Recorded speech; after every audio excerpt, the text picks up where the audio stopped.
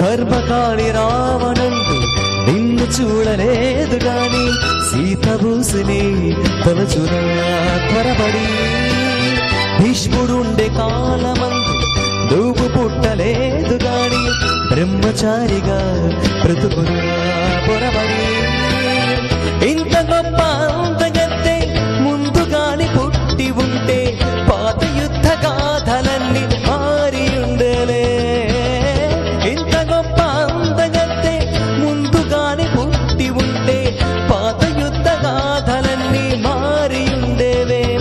పొరపాటు బ్రహ్మది గాని సరిలేనిది అలివేని. వెయ్యన్నొక్క చిల్లాల వరకు